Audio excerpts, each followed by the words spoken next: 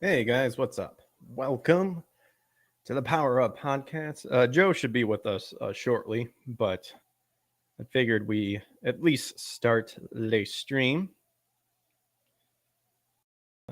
Just do some catching up here real quick.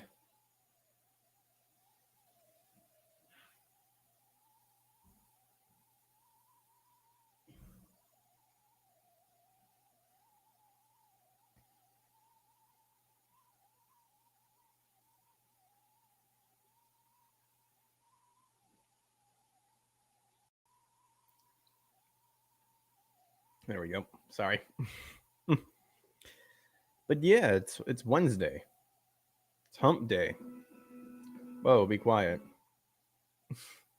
But we are live on YouTube and Odyssey. So there's been some crazy stuff happening so far this week. As we all know, Elon is pretty much looks like it's going to be confirmed that he will go through with his Twitter deal. I personally thought that whole thing was to either he can pretty much do whatever he wanted, and he didn't care one way or another what the price was. Obviously, I would assume he would want it lower, but I also think it was because to force Twitter's hand about the information they were actually telling him and not being so much truthful about it. So that's going to be something fun to look forward to. But let me check on over in the realm of video games, see what's up over here. Oh my goodness, there's a Dragon Ball Z Kakarot next gen port in January 2023. Here, let's check that out. I just saw that. That's funny. There we go. We got that going on.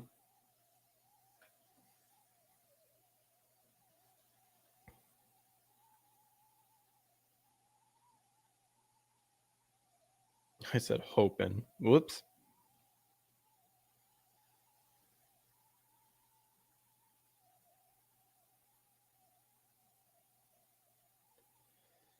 But yeah. Oh yeah, I saw this as well over here.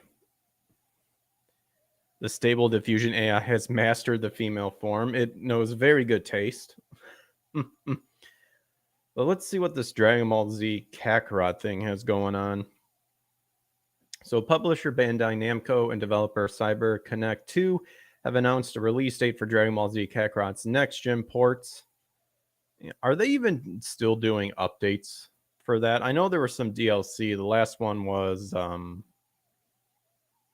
believe, the History of Trunks, if I'm not mistaken. I don't know what else they've been updating with that. So it's coming to the Xbox Series XS and PlayStation 5 on January 12th in Japan and the 13th worldwide. The next gen ports will be a free upgrade to owners on Xbox One and PlayStation 4 and will feature improved visuals, reduced load time, and will run at 4K resolution, 60 FPS. See, I think we're getting to the point where who cares about this stuff? I mean, I have heard you can see the difference with 4K. I have yet to get anything 4K or anything like that. But my friends who do have that have stated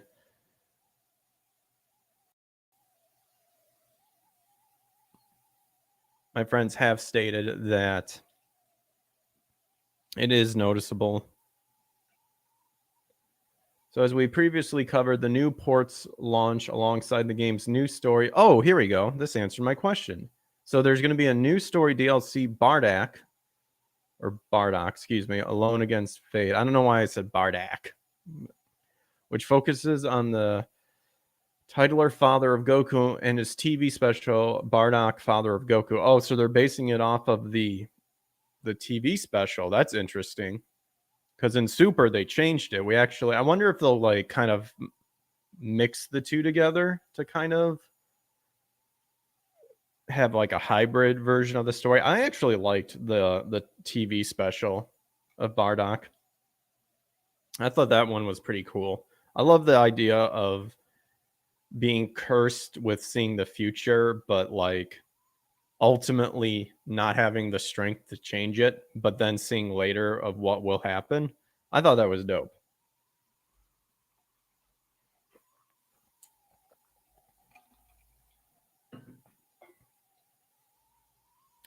So this new DLC comes in the Legendary Edition as well as separately. Wait, the Legendary Edition? So wait, they expect you to buy it again?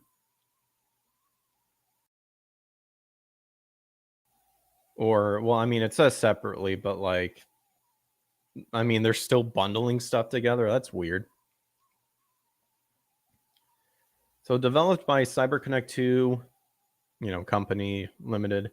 Dragon Ball Z Kakarot lets players experience the legendary story of Dragon Ball Z. They call it I mean, I guess it is called Dragon Ball Z Kakarot, but I really wish they would have incorporated the Dragon Ball story too. So it lets players experience, the story of Dragon Ball Z, featuring epic events and lighthearted side quests, including story moments that answer burning questions from Dragon Ball lore. Fans can truly experience becoming Goku as a fish, fly, train, and battle their way through the entirety of the Dragon Ball Z sagas. Well, technically Super a little bit as well. So enhancements to the new gen versions include faster loading times. Okay. Kind of should be expected to load quicker. Fluid gameplay up to 60 frames per second. My gosh. And new visuals details that enhance the immersion into the world of Dragon Ball. Dragon Ball Z Kakarot's in-game card game, Card Warriors, will also be available in the new gen version of the title as an offline version for single players. I actually never played the Card Warriors. Funny enough, I still try to collect the Dragon Ball Z collectible card game, but I never really hopped onto that built-in card game, mostly because I was worried because I kind of saw what they did with the Dragon Ball Super, because they revived the CCG that was back in like 2000 to Panini in 2016, and then that of course got dropped to try to promote Super, which I didn't like the setup of that one. All right. So while only the physical version is currently available for pre-order, Dragon Ball Z Kakarot will offer the following digital SKUs when it launches on January 13th. So you got, oh wow, they're once again trying to bundle this. That's kind of scummy, not gonna lie. I'm glad they have a separate thing, but so you got your standard edition, your deluxe edition, which apparently is digital only, not available for pre-order. This includes the base Dragon Ball Z game, a deluxe cooking item, season 1 pass, and then you have the legendary edition, also digitally only or digital only, not available for pre-orders. This includes the base Kakarot game, cooking item, a legendary cooking item, a season pass 1, and then season pass 2, which is the 3 new story arcs, including the upcoming Bardock Alone Against Fate DLC.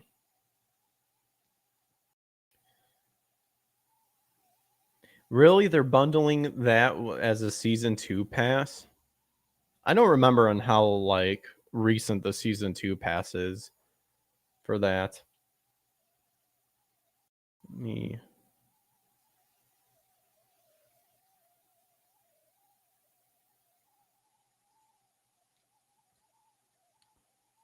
Oh, so I guess if we want to watch the trailer, we'll watch it. We're gonna Peggy 12.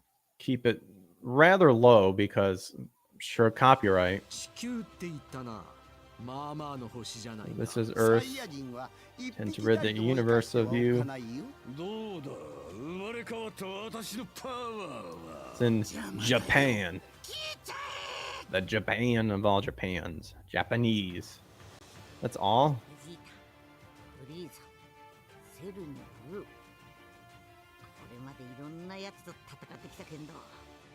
I thought the... Oh wait, I missed it. Gonna make it... Okay, so let's see how they do the comparison thing. So it looks like more textures and more artifacts, I guess. Not really artifacts, but what would you say? Yeah, I guess texture would be the good word.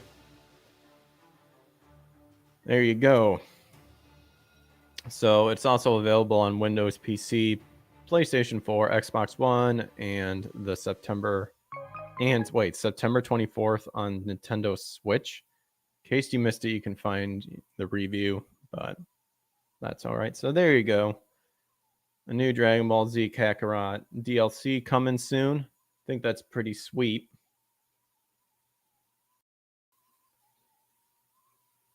So let's see what else we got here in this chaos world of insanity that we call entertainment. Let's see. What else looks interesting? Oh yeah, this was something too. So censorship has been really exploding lately.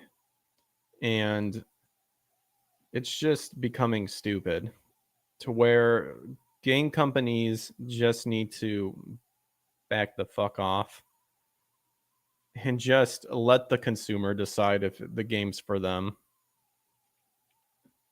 So Blue Archive announces app split for censored and uncensored content. So early on in Blue Archive's launch on global servers, controversy arose when one of the game's CGs was cropped to censor one of the characters shown in a state of undressing. Ooh.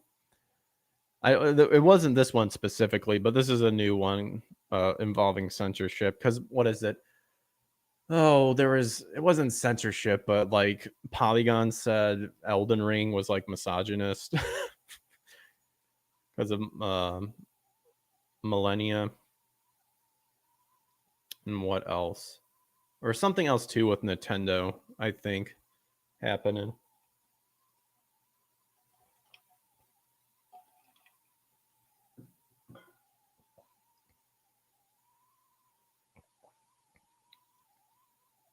So the game instead only showed users on the global version of the game her face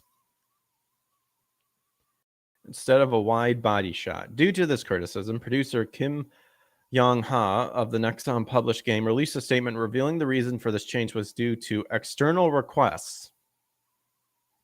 They should have just denied him. Been like, no, this is the way we wanted our story to show. Oh, whoops. That's funny. Wait, what? Hold on. Why is this? Oh, whoops. It's because I picked here,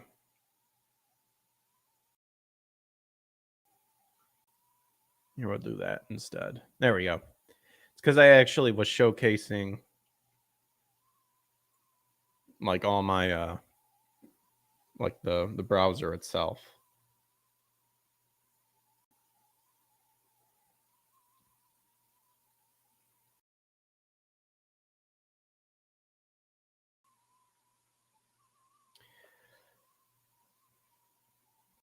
All right, though did not go into detail on who they were. Well, we want to know who they are.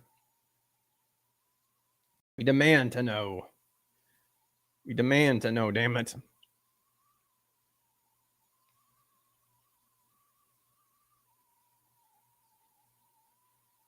No. No. Why? Dude, what the hell is going on? So I just now saw that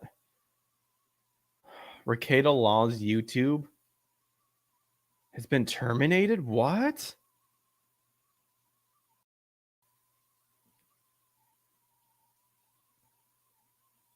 Are you fucking kidding me? I gotta check this out.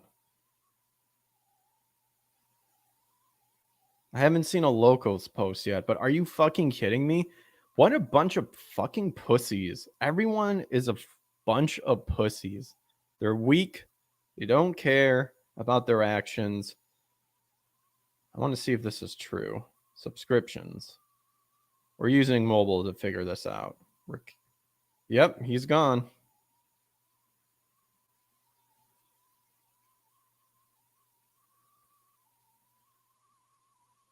He is gone. He might, might permanently go to locals. Wow, yeah.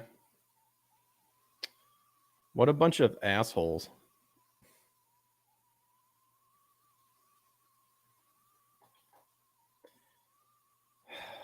Oh my goodness. This is insane. This is literally insane.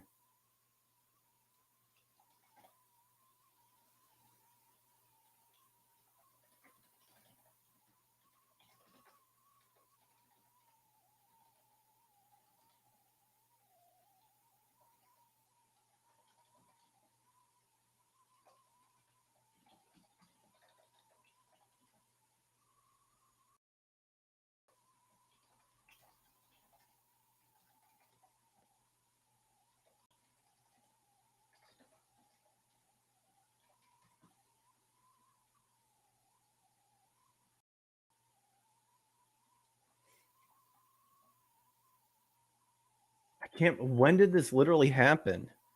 This is insane. Like, yeah, I'll show you guys. This is bullshit.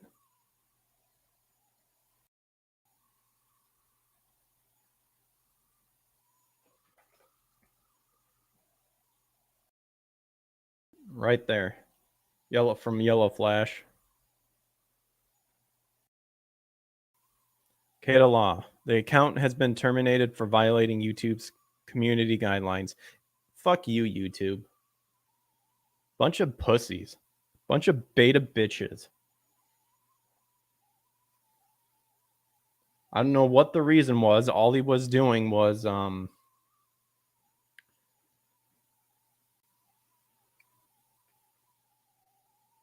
streaming the one channel, or cuck. What's it called? Well, he was streaming the one guy who is defending himself from apparently mowing down a bunch of innocent people. What's his name? I know his last name's Brooks. I can't think of it. But why? This is unbelievable. This is so pathetically stupid. These people can just do this all the time and just get away with it. God will cut them down, but dear Lord, if only some angelic hosts would come down and destroy these people. Whatever that may be. Let me check. I guess I'll update you guys exactly what's happening. Let me check locals here.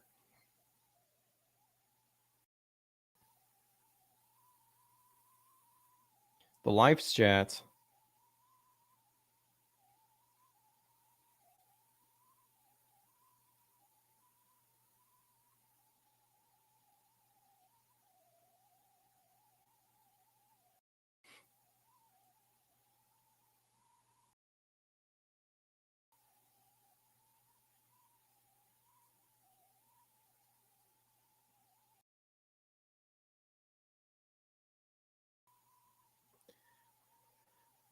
Oh, wow. So far, I'm not seeing any responses. Hopefully Nick has taken this.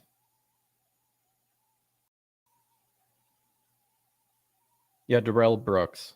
That's all he was doing today. He was streaming the trial of Darrell Brooks. I have no idea what the problem is. Hopefully, we'll be hearing something soon. But yeah, these people just trying to like censor everything. Ricada Law appears to be completely removed from YouTube. Okay, so we got some.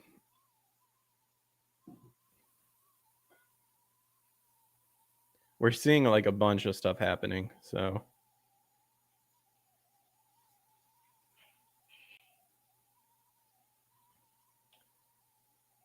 here's what I have on my end. So we have legal mindset. Ricada Law appears to be completely removed from YouTube for a third strike. This is unacceptable. Do better than silencing legal commentary on major court trials.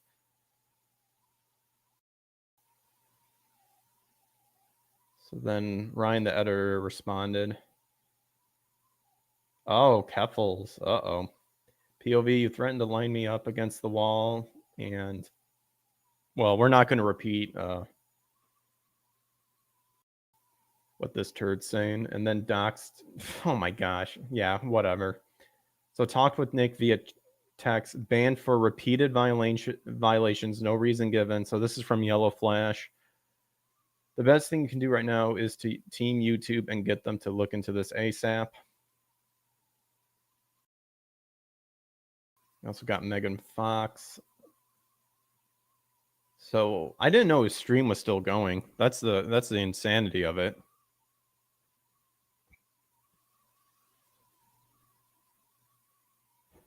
Nina Infinity, Team YouTube has been nuked. This is insane.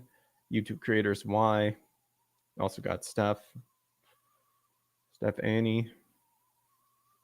Oh man, everyone's going ham. Oh no, this is insane, dude. Oh my gosh.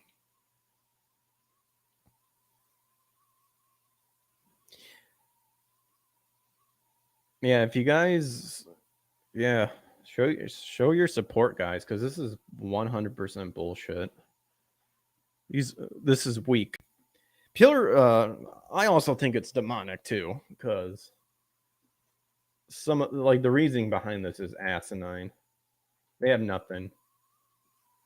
They have nothing except they're upset about words that people say.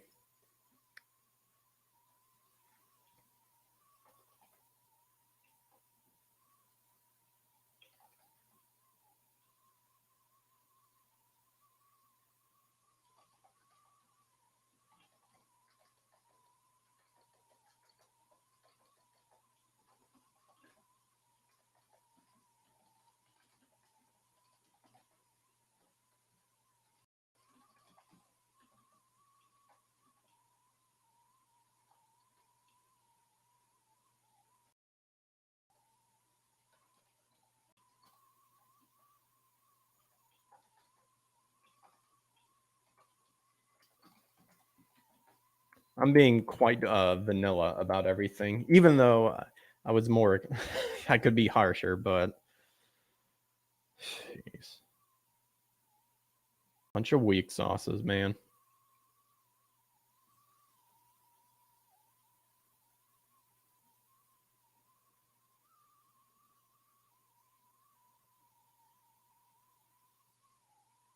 Apparently, it's one of. I'm getting different information and stuff like that.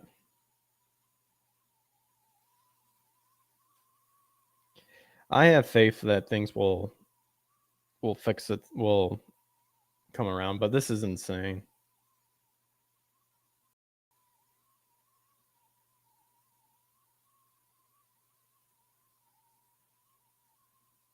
These people think that they're having violence like threatened against them when they go and do this sort of crap.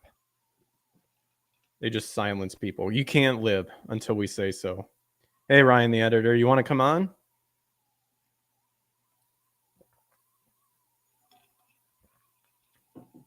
I haven't heard from Joe yet, but hopefully Joe will come on soon. We just started. But yeah, I'm pissed off too. These people are a bunch of fucking pussies. You can come on if you want to, Ryan. I can send you a link. You don't know if you should. Understandable. It's okay.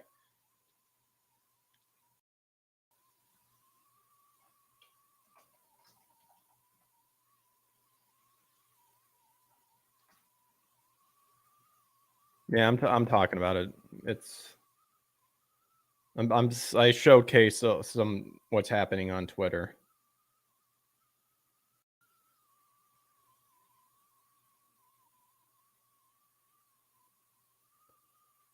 Don't know if I should for anger and other reasons. No, absolutely. Do what you think is best. Just know that I'm here, obviously, to listen. Made a tweet? Sure. Let's check it out. There it is. Boom, boom, boom, boom, boom, boom. There. Hearted and retweeted. Yeah, these people are weak. They're weak, and they are trying to dictate the internet, which they just cannot do. And they do it by disgusting means.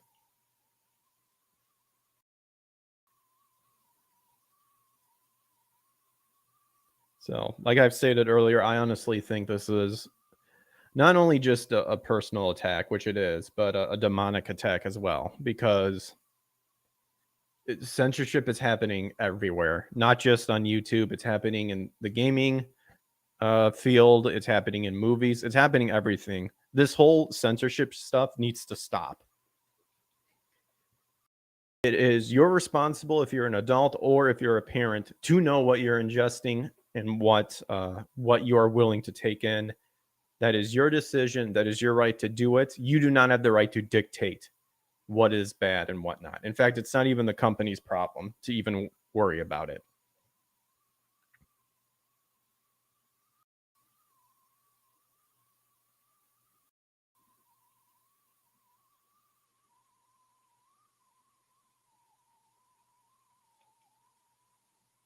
You're a bunch of disgusting worms.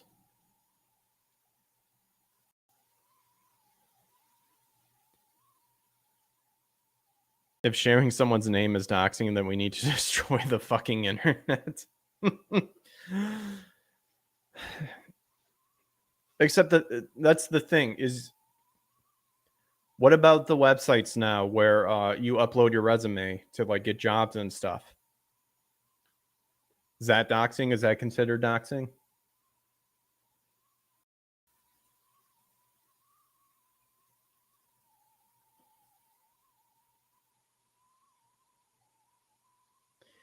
Well, speaking of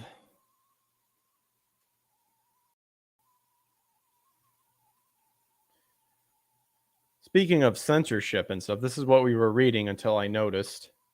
Um, just trying to see if Joe was responding, but I mean, with this crap happening, it's understandable if something is up. So due to this criticism, so he changed it, and he said the reason was for external requests, even though did not go into detail on who they were. But now, in a surprising twist, the game has now announced they will be creating a second app, a Blue Archive, which will be censored, while the original version will post all content uncensored. Well, that's good. At least they're making a censored and an uncensored version, but still, this decision came about because the Korean Gaming or Game Rating and Administrations Committee asked them to either raise the game's rating or to adjust art and resources to keep their current one. Well, if they were asked to raise the game's rating, could have just done that and saved yourself the headache, but still. According to Young Ha, it would have been easier to simply censor the game and change the artwork. Oh, I I think the opposite, but he said while he thought of the era scenes adjustment last time, and as a PD, he became worried about negatively affecting our Sensei's game experience with repeated changes if and when similar issues happen to arise in the future. This is what is pissing me off too about this. The game's experience. If that is how the creator intended it to be, they should be able to display that. And if they already gave enough warning to people going, hey, this is going to have some stuff into it, that should be enough. Then it should be you as a responsible adult or a parent to determine if you're going to ingest it or not. This is so fucking stupid.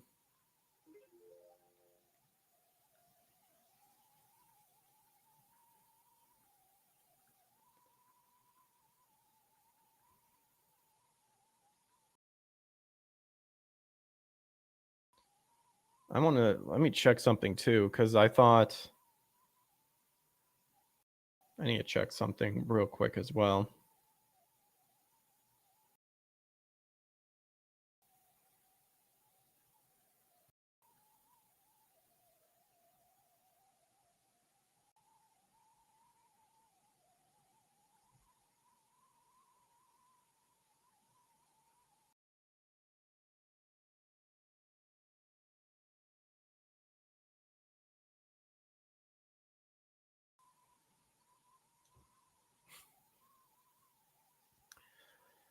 So, in wanting to avoid more controversy to cut out content as a result of censorship, the company has decided to raise the current game content rating, which is what I said. If it's going to be easier, just do that while releasing a censored version, which will maintain the rating the game has right now. Why? If you're raising it, why do you need to make another version of it?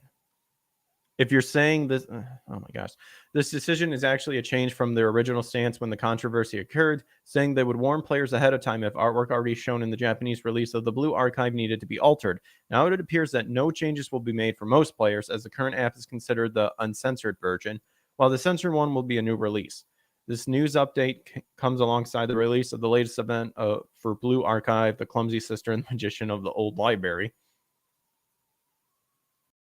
This is insane. This is chaos.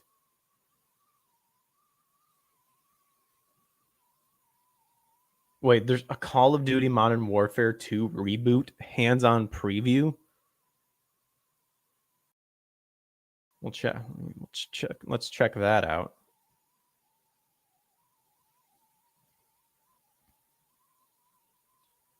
So after processing the Call of Duty Next event, it was time to jump into Call of Duty Modern Warfare 2 open beta. We had our hands on as well, and it feels like a more focused and refined gameplay stemming from the previous Modern War. Well, this was October. Oh, this is today. I mean, I was a fan of Black Ops. Here's our first impressions and some new things we noticed in our hands-on preview.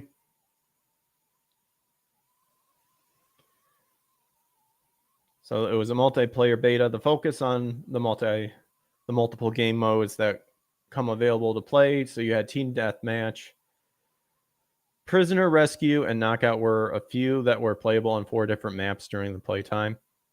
See, I'm one of the people that whenever I played Call of Duty, I just want team deathmatch or killed confirm. I don't want to do any other side missions. I just want to murk the enemy and be done with it, you know?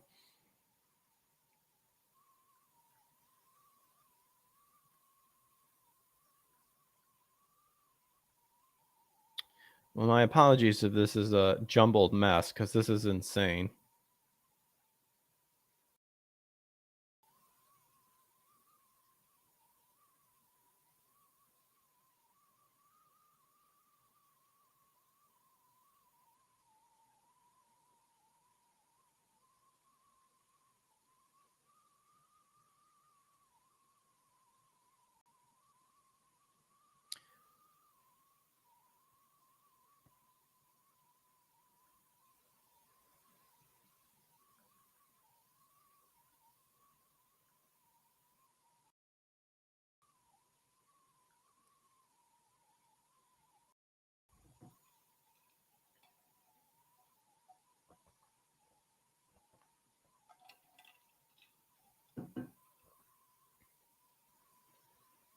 So some maps feel familiar, like Farm 18, while others feel new and take advantage of a new tactical gameplay elements like Mercado Las Almas, a marketplace with close quarters via alleyways and some small tunnels. What is it, like Nuketown?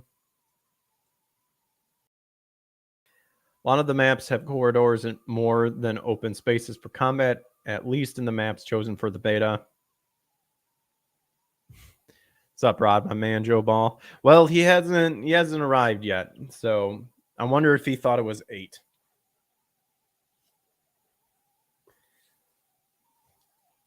Hopefully.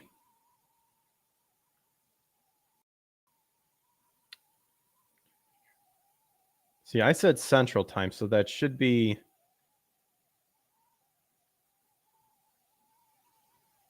Theoretically, that would have been 8 p.m. Oh, wow, whatever.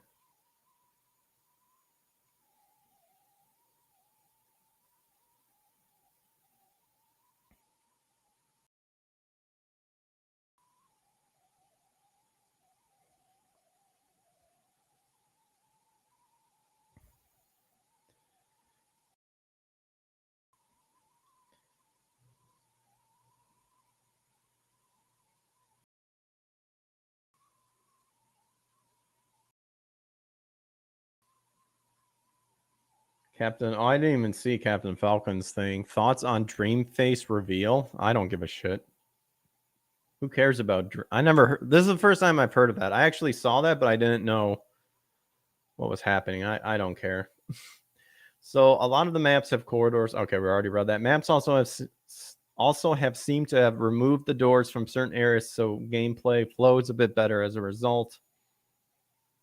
So pacing feels a bit strange at first and does take some getting adjusting to, as well as the relatively quick time to kill TTK. All the same mounting mechanics return and a lot of fan favorite weapons like the M4, which to me is a staple. There are some new things sprinkled in and even new systems implemented to stop camping, such as earning perks. Oh, the campers. When you read earning perks, what it means is that you can still equip them to your loadout, but through gameplay like capturing objectives or getting kills in team deathmatch, you can earn them for their actual use. This is an attempt to control camping by putting players at a disadvantage that don't play objectives or sit in one spot. Well, what if you're a sniper? You're supposed to camp. And then once you shoot and you gave your position away, you leave. But in any case, other changes in Modern Warfare 2 include the kill streak, which are typically only in Infinity Ward Call of Duty titles, but these can now be toggled to be score streaks for your preferred play style. So they just changed kill streaks to score streaks. Weapons have the same customization that you're used to in more recent releases. The biggest difference is the weapons themselves and how they feel and sound. However, there's one addition that I felt made this a bit more tactical. So while holding a main weapon, switching to your pistol sidearm shows a new animation that slightly moves your main weapon to make way for the pistol. It's a small animation change, but it does show that it's not just a copy and paste a game from years past. Oh, man. Call of Duty has been a copy and pasted game for a long time, my friend.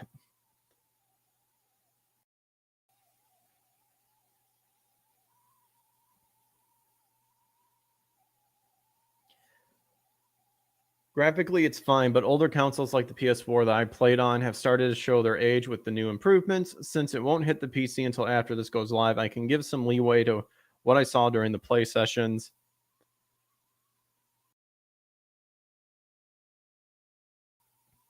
Be mindful that this beta is still unpolished, so these can all change and fixed since there are some graphical glitches. Turning off the motion blur per object and in the world made viewing easier, and if you're on PC, historically, it will save you some performance. Even being on base PlayStation 4, oh man, that's like me. It's my White Glacier Destiny PlayStation.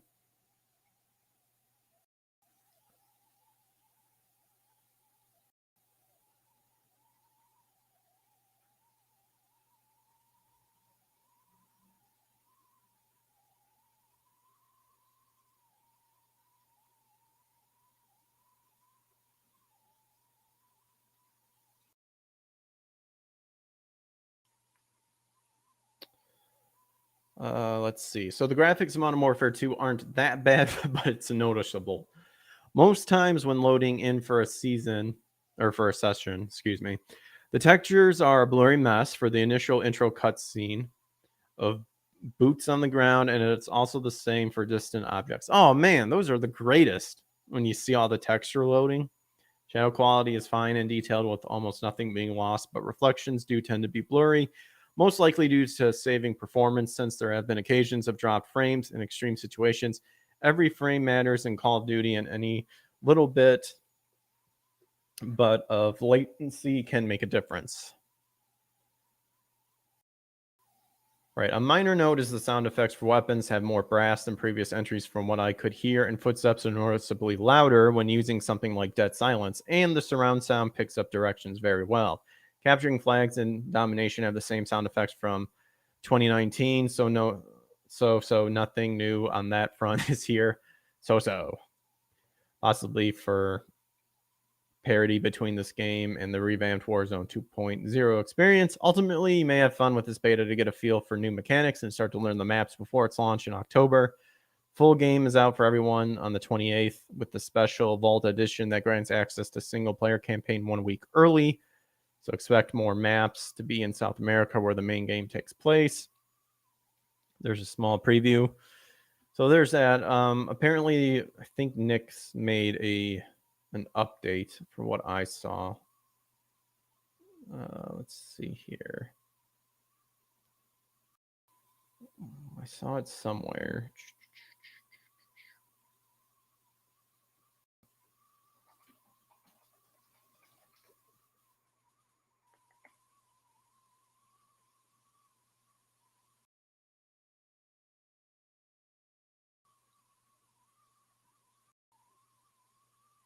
Oh, wait, no, it wasn't. Never mind.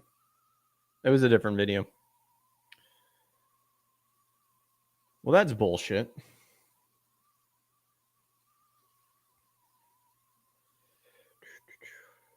Let's see. What else do we got? Let's go back to Niche Gamer. Actually, I'm actually going to be right back for just a second. So, let's see. I don't know if we can do scenes in this. I can do like like wait sort of thing. Let's see. I don't have anything long. I have like a 30-second thing.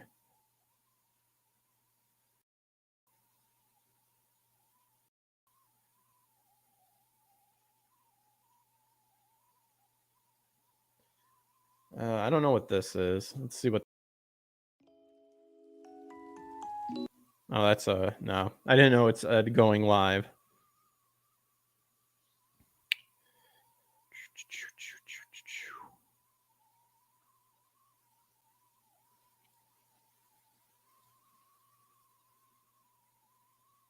Let's see what else we got.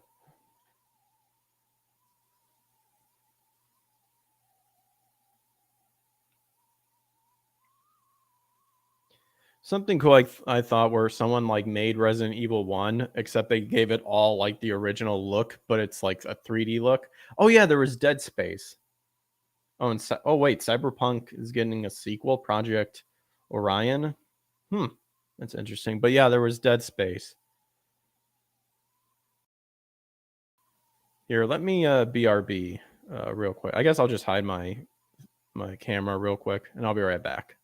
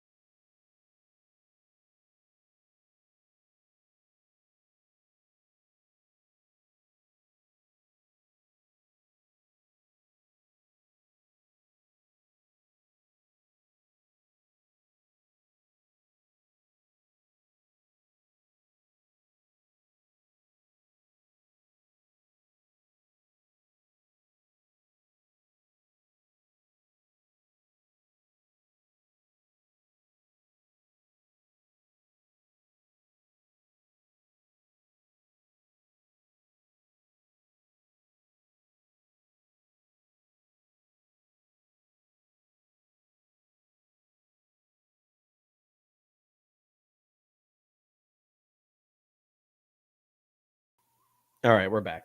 Sorry.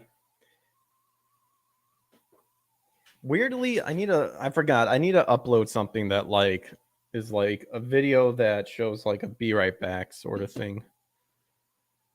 Female form, very interesting.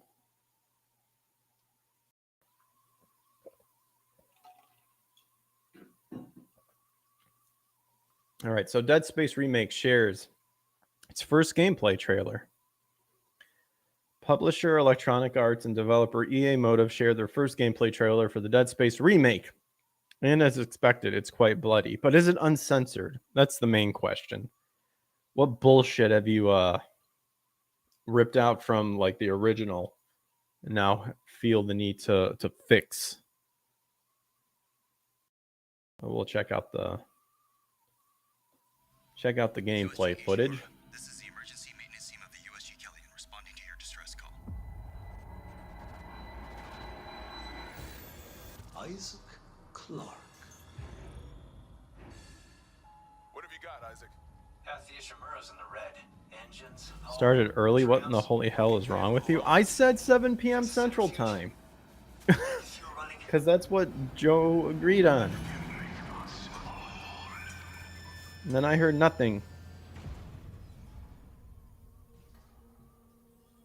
This is Senior Medical Officer Nicole Brennan. Medical is overwhelmed. We need help. Isaac gets a voice. Boo. Actually sounds like Steve Bloom.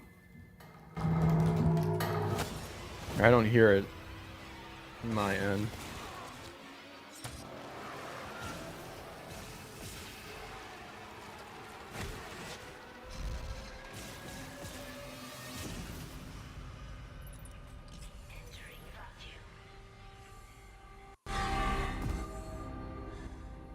Sorry for that audio spike.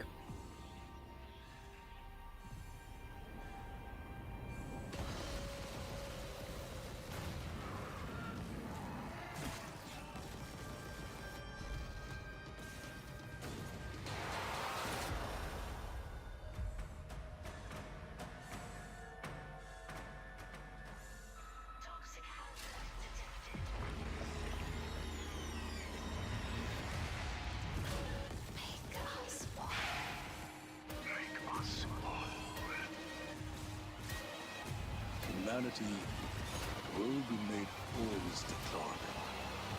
With or without you. Isaac, it's me. It's all falling apart here. I can't believe what's happening. Yeah, the other Isaac actors for 2 and 3 were better. I've only played 1. I do technically have, I think, 2 and 3.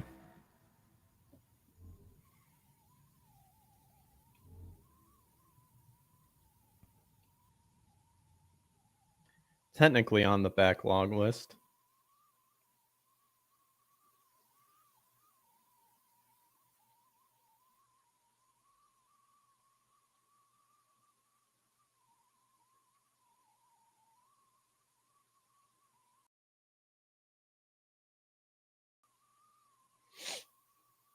All right, so the Dead Space remake info, the sci-fi survival horror classic Dead Space returns completely rebuilt from the ground up to offer a deeper, more immersive experience. Well, hopefully it's kind of like Shadow of the Colossus. This remake brings jaw-dropping visual fidelity, suspenseful atmospheric audio, and improvements to gameplay while staying faithful to the original game's thrilling vision. How faithful are you staying there? Isaac Clarke is an everyman engineer on a mission to repair a vast mining ship, the USG Ishimura, only to discover something has gone horribly wrong. Horribly wrong. The ship's crew has been slaughtered, and Isaac's beloved partner Nicole is lost somewhere on board. No! Lost. Now alone and armed with only his engineering tools and skills. I don't think there's much to censor, but the possibility of changing dialogue seems possible with Isaac being made a cuck. Well, hopefully no dialogue changes, and then that would be a remake that would actually be beneficial. Like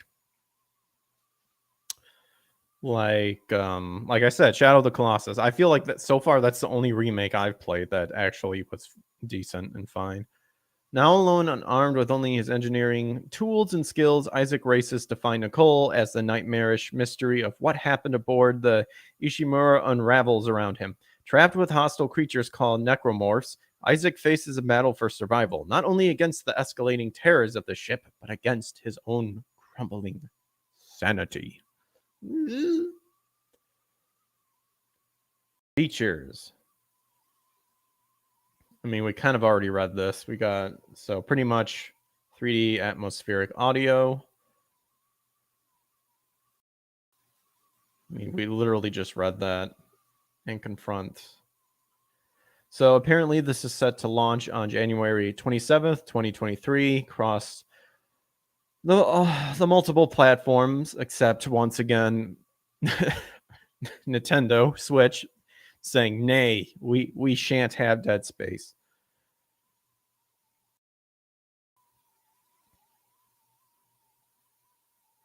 So you got Windows PC, Steam, the Epic Store, and Origin, the Xbox Series XS, and PlayStation 5. Wait, no Xbox One? No and PlayStation 4? Man, are they really trying to force me to get a new console? That sucks. I hated shooting the asteroids. I'd rather be eaten by a necromorph than go through that again. I don't remember struggling with it, personally. Here, let's check out this Cyberpunk 2077, which I actually also have and need to play.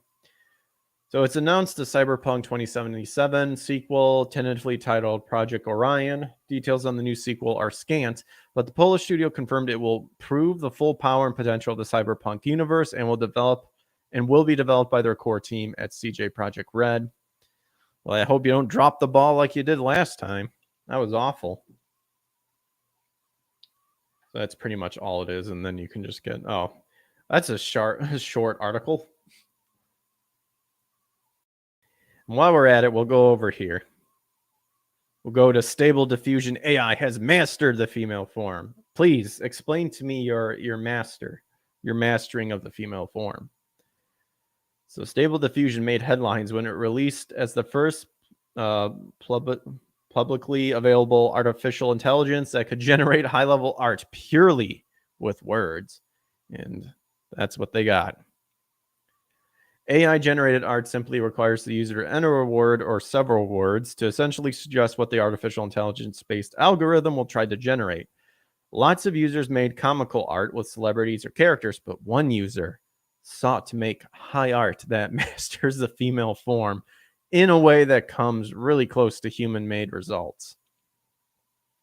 Twitter user ChromeSet opened an account purely for posting their AI-generated art, which they focus on a realistic oil painting-like classical style. The results shown above and below were astounding. We've got...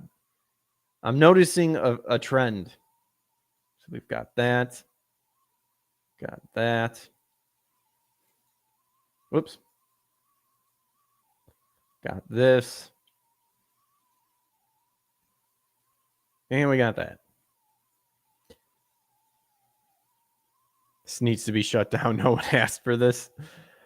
What, the AI? The obvious high-class user was actually nice enough to post a meticulous, detailed walkthrough on the exact instructions you need to get close to achieving this brilliance. In short, the seemingly Japanese user, that makes sense. You also have the steps available in Japanese. English is their second language. Used a Japanese walkthrough to get started, was very focused on exactly what they wanted. I want a Victorian girl in a style of oil painting, the user said. Eye and face are important in art, so she must have the perfect face, sexy face, and her eye have detailed pupils. Furthermore, the user naturally wanted his AIs to have large breast, toned abs, and thick thigh, as well as needed to look feminine, doing evocative poses, smirks, and full body. The AI, I'll take those pictures, but the AI needs to be thrown out the window.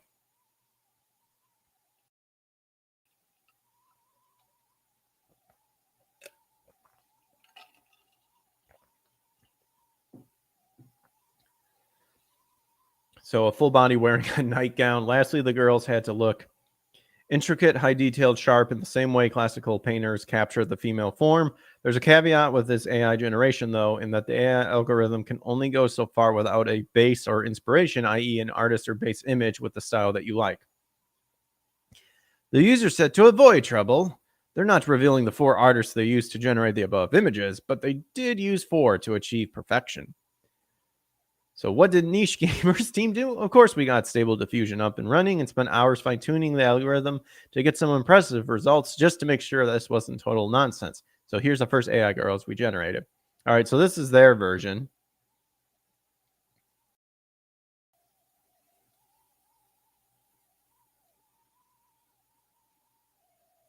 Not too shabby. Not quite as good, right? When tinkering with sizes, this affects the overall design and makeup of the image output. We got wildly different designs at times, and sometimes even weird nightmare fuel stuff like breasts growing on arms, weird bodily errors, and so on.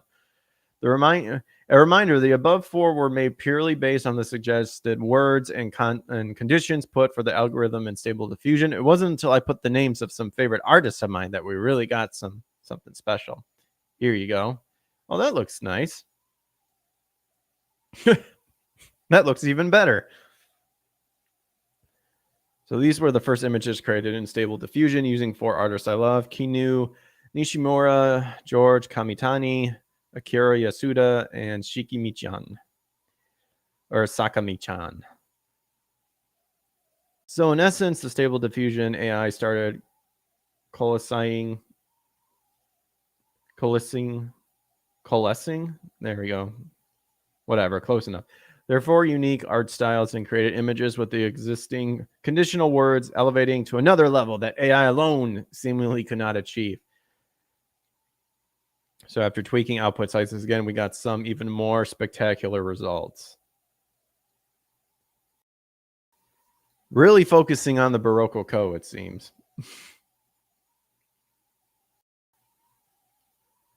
So this was the final image. Art created with these tags and conditions was something that, if I don't know any better, I assume it was human-made fine art. There you go. Well, that's pretty funny. So check out that AI if you want to create pretty much big-boobed girls.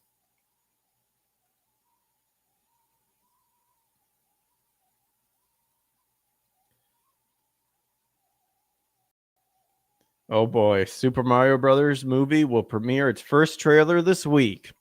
I'm so excited, and probably not to see it.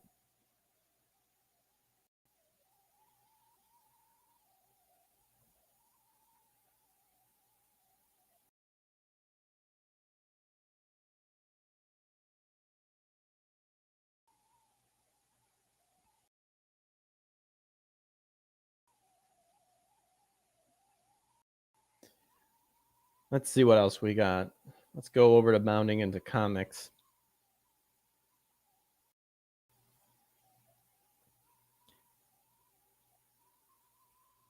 Nothing against the booba, but that's a hard pass for me for the AI. Yeah, you don't want to mess around with AI.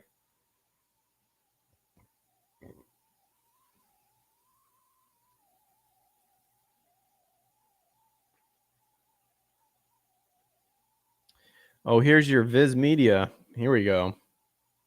Oh yeah, they made Velma a lesbian because people were just dying for that answer. Even though I'm pretty sure she was bi at first, but apparently these people don't believe in bi.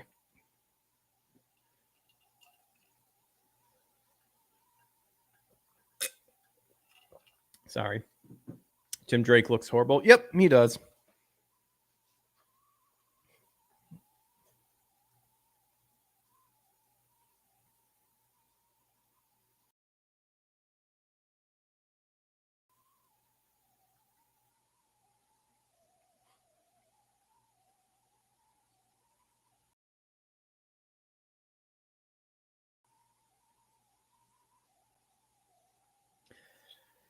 Anywho, so Viz Media officially reveals platform for English language simulcast of Bleach 1,000-Year Blood War. Oh, just got an update from Nick. All right, apparently an update from Nick. I'm just praying for fan subs of Bleach. First of all, welcome and thank you. I'm still gathering information about this, but yes, my YouTube channel has been deleted at present. I have not been given any specific reason. My partner manager is working on this, and it has been escalated way up the chain.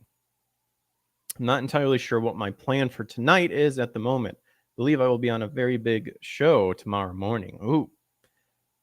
The amount of support is melting my phone battery, and I appreciate that very much. I'm asking people to make sure and share my multiple channels, Rumble, Odyssey, and Twitch. That's Ricada Law. YouTube has struck down his channel.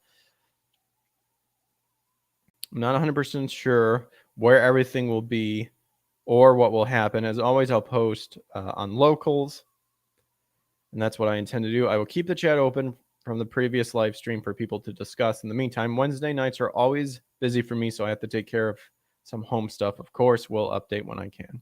So there's an update from Nick. I hate censorship.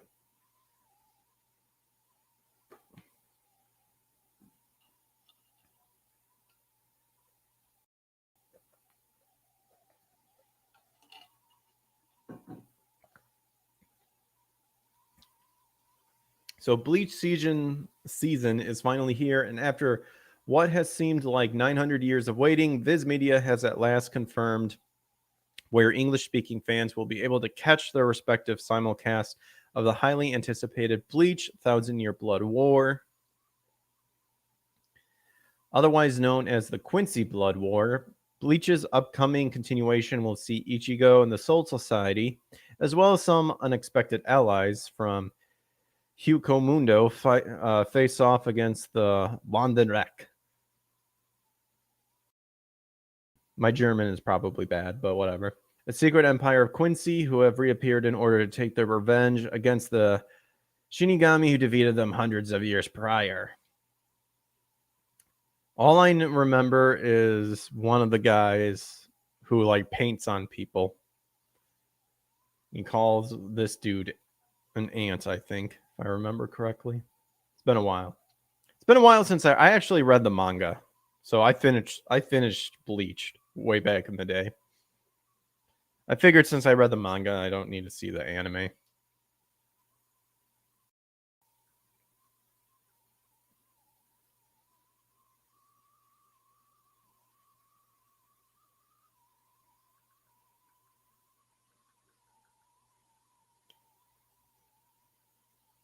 Don't spoil it for me. Nope, I'm not. I'm just reading. So like the original anime run, Bleach Thousand Year Bleach Thousand Year Blood War will be animated by Studio Parrot and feature character designs by Masashi Kudo and music by Shiro Sagisu. You have zero knowledge of Bleach. It's been a long time, so I remember very little of it. Like I know nothing of it other than the name. However, rather than original series director Noriyuki Abe, Bleach's 2021 revival will be helmed by Twin Star Exorcist director Tomohisa Taguchi. So on October 3rd, Viz announced it via their official Twitter account that Bleach will be exclusive simulcast in the USA on Disney's partially owned Hulu service. Uh-oh. That's not good. Well, the company also noted that the series will be available for international viewers on Disney+. It is not clear whether it will be simulcast or premiere according to an altered release schedule. So the North American premiere of Bleach will be held by Viz Media at New York Comic Con on October 8th, while Ichigo and the gang will make their public return to take on the Ultimate Enemy on October 10th. please shoot you. I will do no such thing. I am not responsible for anybody's actions except my own.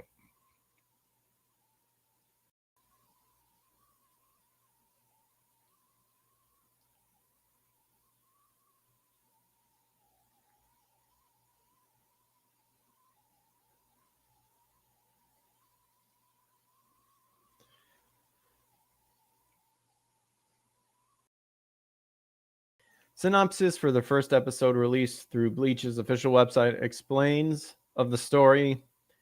It is observed that emptiness is disappearing one after another in this world, and the Soul Society and Technology Development Bureau are in an uproar. Meanwhile, in Karakura Town, The newly appointed Shinigami Ryuno. Oh my goodness. I can't even. Ryunosuke, Yumiki, and Shino Madarame, or Madarame, encounter the imagery as soon as they arrive. It continues. It was Ichigo, Kurosaki, and his companions who helped the two who were helpless in the sudden attack. 2 days later, a man wearing a mask appears in front of Ichigo and the others who are interacting with Ryunosuke, who has regained consciousness. The synopsis concluded, on the other hand, strange things are happening in society of the soul. So thanks to their losing of the bidding wars for the series streaming license, September 30th saw all 16 seasons of the Bleach anime removed from nearly every streaming service, including Crunchyroll, Netflix, and Tubi. Oh, really? Damn. Every streaming service that is, except Hulu.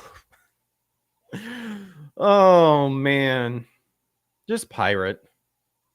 It's becoming to where, fuck all these corporations. The way of the pirate sounds more and more inviting every day. Too bad Vic won't be voicing Ikaku Madarame. Well, I saw someone made a tweet saying to show support by retweeting hashtags and trying to let people show the support of hopefully they'll voice him or get him to voice again, because it's Disney Plus, so that could mean that the auditioning might be different, so it's possible he could have a chance. Feeling very uncomfortable about this. Ichiko is my favorite and I will be sailing the high seas.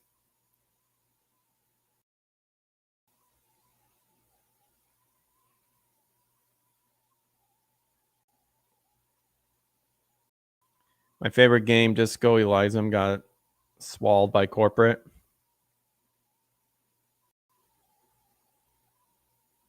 Or Elysium, or however you pronounce it.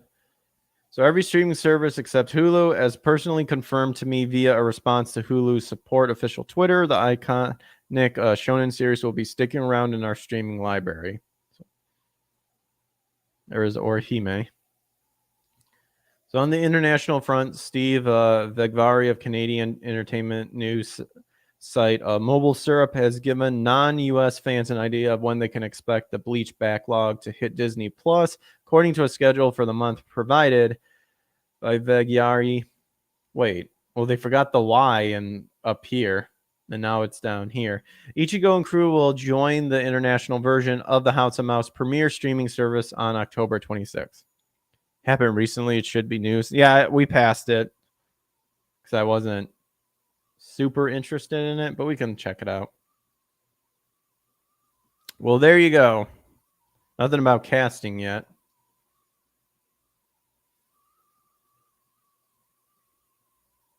Oh my gosh. Marvel and Pfizer team up for COVID-19 vaccine advocacy comic starring the Avengers. Oh, that's just a disaster waiting to happen. I already had my share of something like this way back in the 90s. It was All-Star to the Rescues, and it included like Garfield, cartoon version of Alvin and the Chipmunks, and all of them talking about drugs.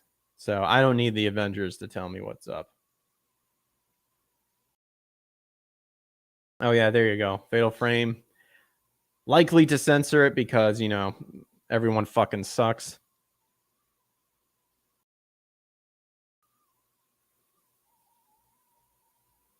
Oh, here's your other thing. Here's the other thing I was talking about too. This was yesterday. Ichi publisher claims new guidelines ban uncensored breast on Nintendo Switch. So, a publisher of fan service focused games has claimed Nintendo has new guidelines forbidding uncensored breast on Nintendo Switch. So there you go. Every company censors in some way, shape, or form. Like I said, now it's just up to you to decide which one censors the least. So the claim came from Ichi publisher Gamuzumi who specializes in fan service heavy titles such as Sakura MMO2 and Elves Fantasy Hentai Puzzle. Initially tweeting, today we have good and bad news. They later elaborated. So the bad news first, we receive an answer from Nintendo, and now we have a confirmation that they do not allow uncensored boobs on their console now. So, and that sounds like it's from Nintendo. It doesn't sound like it's the ESPA rating, which shouldn't exist to begin with. Basically, obscene content could damage the brand and infringe its policies. Didn't you guys release GoldenEye 007 where you're going around murking people? 40 years could go flying and nothing would be quite like Disco. Elysium. This is what I love. None of this mattered back in the day. And I miss the 90s, early 2000s, where everyone didn't give a shit. And people who got upset about it could just go fuck right off. This means that now all games with boobs, nudity should be censored, and that's why our game, Hot Tentacles Shoot, okay, was rejected in the first place. I don't know, maybe it was rejected because of that name, Hot Tentacles Shoot. Woof.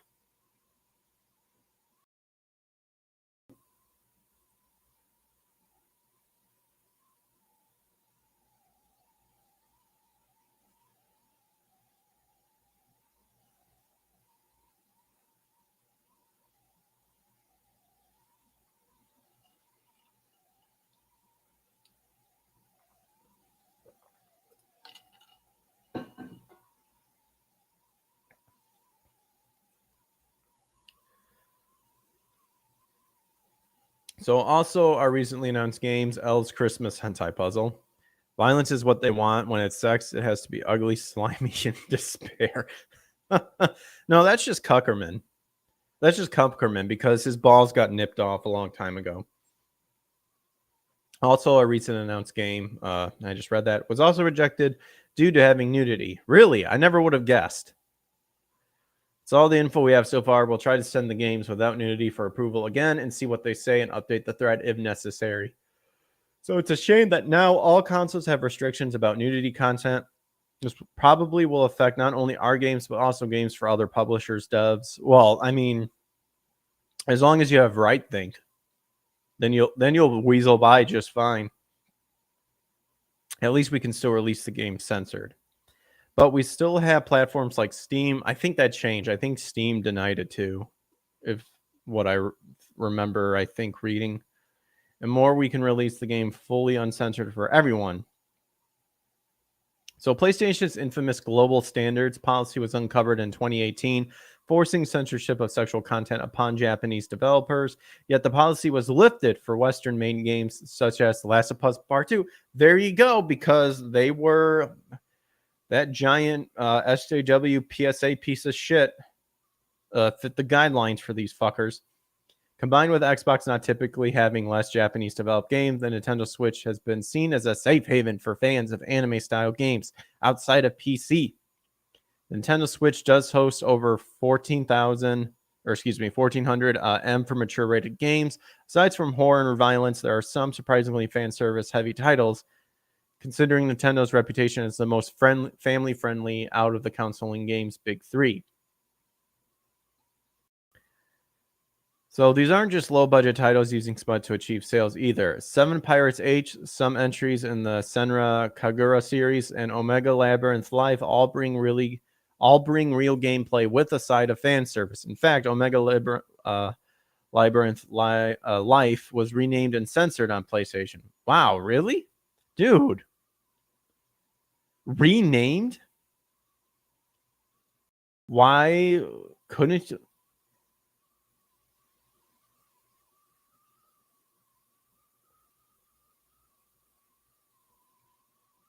See, it sends you to the PlayStation Store and it says Labyrinth Life. Oh, so they just got rid of Omega Labyrinth Life? Okay. Even so, Gamazumi may be undone if they hope to rely on Steam. Despite saying they would allow everything and adding an adult games category, there has been a spat of games with anime art styles being denied release. Oh, yeah. See, I was correct. See? or removed from Steam. The unofficial Steam banned and removed games list Google Doc listed almost 130 delisted games, over 600 unreleased, and over 800 removed after launch. See?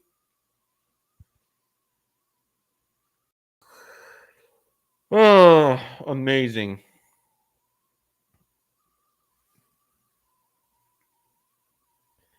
As for Nintendo, all we know of the supposed guidelines is a ban on bare breasts. As such, only more questions arise. Does context matter? What of existing games being sold on what of existing games being sold on Nintendo Switch? What is considered explicit beyond bare nudity? Yep, either way, this smacks of the stance Nintendo took in the 1990s regarding censorship of violence and gore in its games and ports. The company eventually caved due to lost sales. Well, yeah, that's pretty much going to have to be the answer. Do not give these companies money.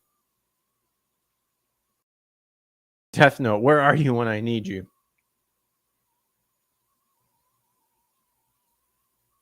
Joe Ball, where are you when I need you, my friend? Ooh, he's gone. I wonder if he thought it was for tomorrow, which I don't mind. I just haven't gotten a response back.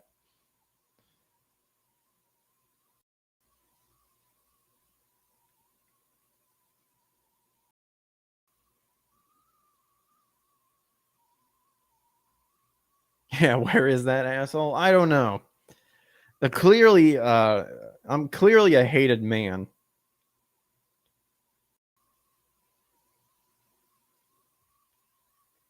Maybe some. I mean, obvious. I mean, the guy's making like a comic, I think, for a while by himself. Take care, y'all. See ya, Ryan. Thanks for hanging out.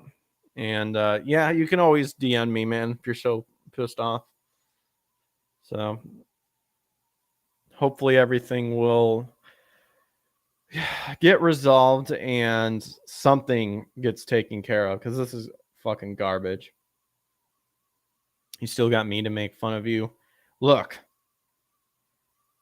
Okay. I can take the heat. But when I go out of my way to try to provide entertainment with someone else and they don't... Excuse me. Oh. Had like a sneeze and an itch at the same time. Insane. Yeah, I mean... I know Shane made an update about Death that they're hoping to...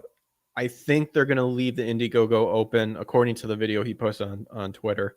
They'll be leaving it open through September. So they're probably, I think Shane said they were actually getting together with Joe. So it's understandable if they got lost with, it's a bit, I mean, yeah, more power to them to make sure that comic gets ready. So it's no big deal. We have bounding into comics and other stuff. Oh, what was that one you were saying? Chaos. Weren't you saying there was something else you referred to? There's like some other site.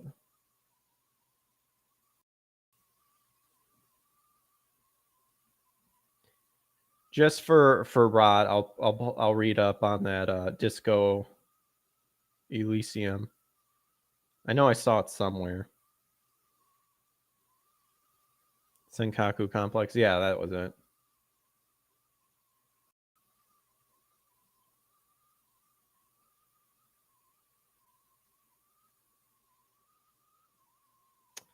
Oh, there it was.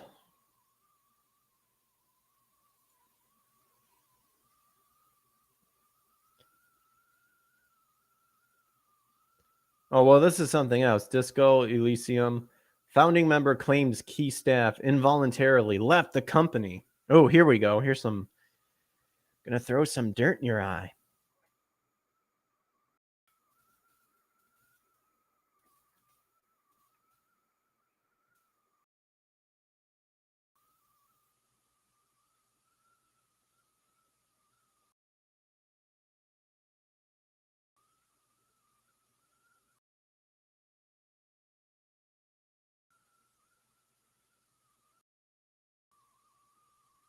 I just went to this website and I'm seeing blurred stuff all over the place.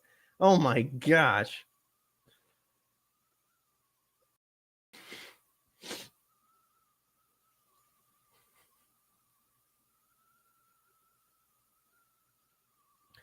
I see Super Mario movies designed for Mario possibly leak blurred out, and then I see what clearly are some boobs blurred out in this article. That might be a website that might be a tad extreme for my taste. But anywho, let's get back at this. So some guy. So Disco Elysium or Elysium. Is Elysium because fly Elysium? A developer, ZA I told you to put some spicy. They put some spicy content on there. I know. I didn't. I mean, that wasn't my definition of spicy. That's straight up hentai.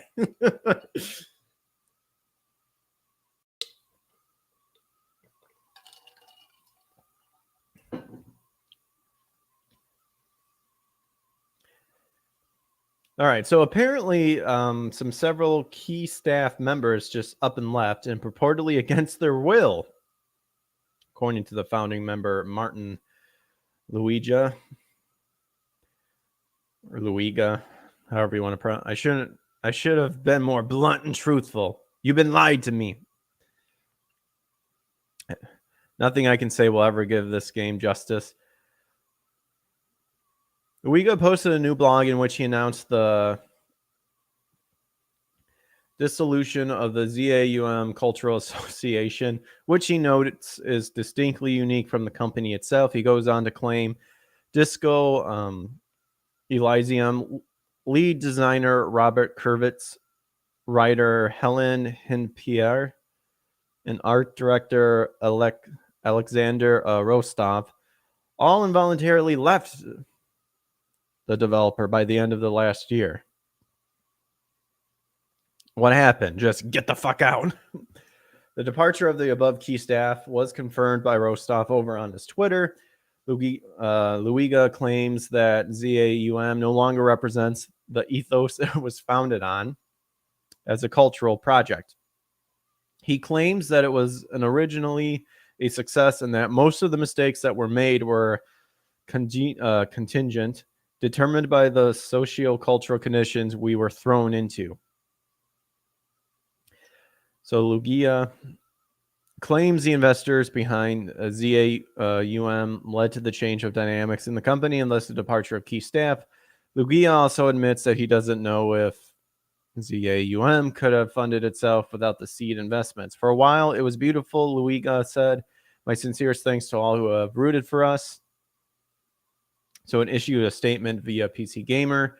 Like any video game, the development of Disco Elysium was and still is a collective effort with every team member's contribution essential and valued as part of a greater whole. Oh my gosh. Very commie-like. At this time, we have no further comment to make other than the ZAUM creative team's focus remains on the development of our next project, and we are all excited to share more news on this with you all soon. So you've got Disco. Didn't the devs say they were communists and that this game was made with those beliefs? I don't know. I mean, by that wording right there, I smelled some commie gobbledygook. The Final Cut has been available for Windows PC, Mac via the Epic Games Store. Excuse me. GOG, Steam, and the App Store only on Mac.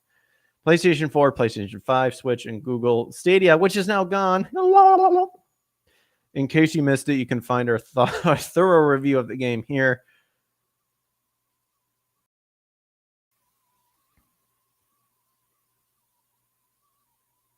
It's an RPG. Whatever. Well, that's funny. The comments are vicious. Game literally made me a leftist. Oof. Well, it did a good job, apparently. There is no coming back. Except it's a game. It's a game.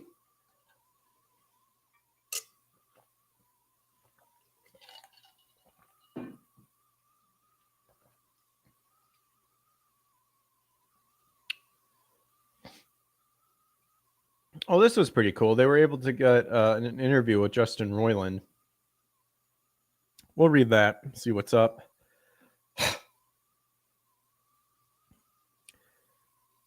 So at PAX West 2022, we met with Justin Roiland and Squanch Games to preview their upcoming game High on Life. After a high-intensity demo, we had the opportunity to sit down with Justin. We discussed Rick and Morty, Wormageddon promotion, High on Life, Cartoon Network, the Warner Bros. Discovery merger, and getting in the industry. If you'd like to read more about our High on Life preview, click here. Otherwise, learn more about the topics listed above in our Justin Roiland interview.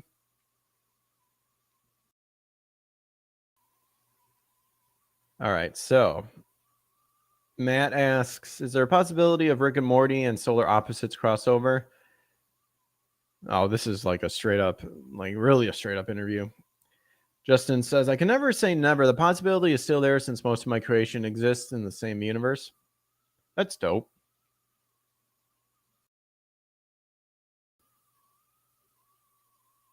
The game is set in a capitalist utopia where the mega rich can bend light out of this dimension.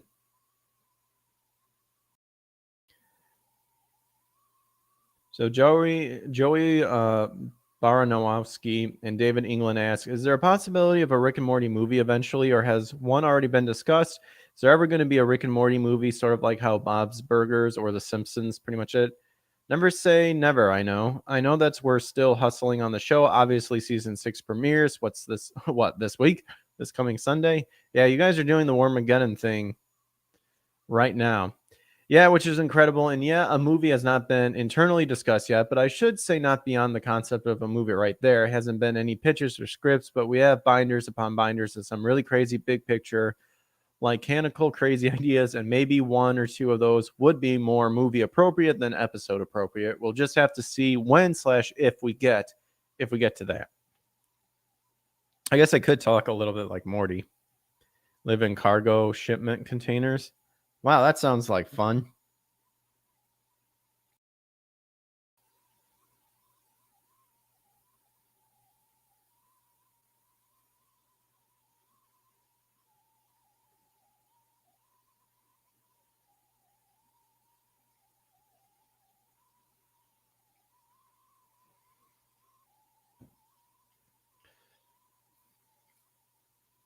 So Wormageddon scavenger hunt. What inspired the Wormageddon campaign? Like, is it just like a promo for the upcoming series? Definitely that is the driving factor behind it, but gets asked a question. Back to Wormageddon. So yeah, no. So that was definitely for marketing season 6, but it's a testament to how creative and talented the Adult Swim marketing team is. Those guys are like brand marketing. They do shit that nobody else ever would do, like, or at least on a level. I've seen like installations, but I never seen anything like the scavenger hunt. Like, yeah, dude, this is really insane. Oh, geez, Rick. Were they behind the location picking? Yeah, no, they filled me in on it. They wanted my input, and I was just like, my jaw was on the floor. I really was like, I don't think there's anything I can contribute to this to make it better, you guys. This is fucking amazing. And then they kept coming back and showing me. You know, I text with them a lot, so they'll send me images, you know.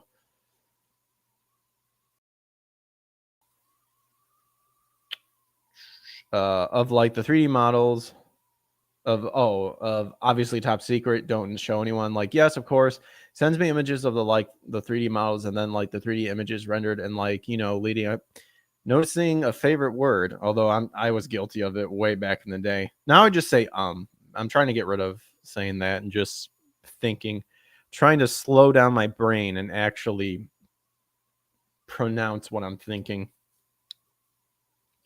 It is pretty damn insane to see what they're doing.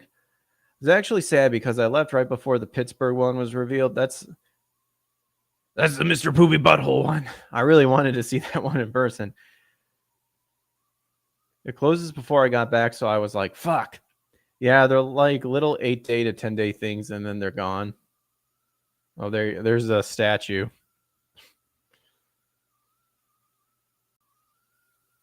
So how do you get into animated production? Here you go, folks. If you want to learn how to get into animated production and any recommendations for those looking to get into it, learn Toon Boom. I think they use Toon Boom a lot.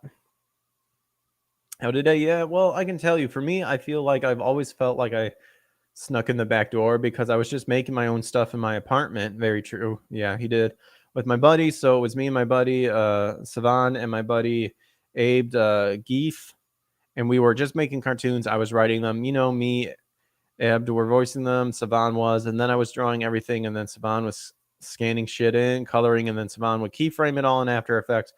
So we were kind of like this perfect complementary team. And then later I started bringing in my buddy Mike Chillian and my buddy Steve Shun to help with art background and like to help me with these shows.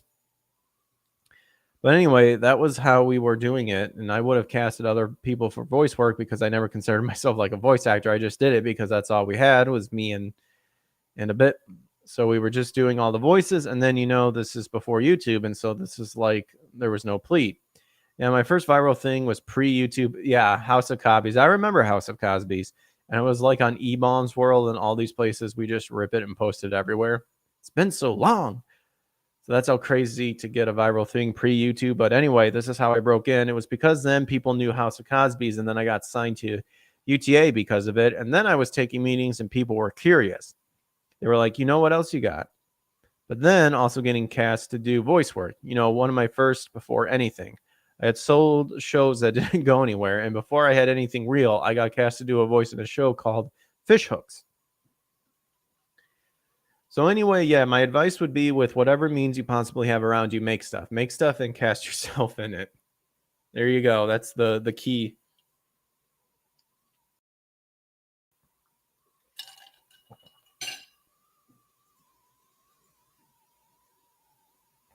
Never know where it goes. And honestly, if you're having fun doing it, then that's the most like being Eckhart Tolle, like powers now kind of thing. Like if you're having fun while you're doing it, then that's all that really matters because all that really exists in this moment right now. Technically, I mean, well, not technically, I guess metaphorically. So concerns over the Warner Brothers Discovery merger. Yeah, absolutely. A lot of people got fired or what do you want to call it? Laid off. Basically the same thing. Yeah, it was rough and it's happening all over again now with, oh no, sorry. Oh, you said Discovery. It happened twice in the last, like how many, like 2.5 years.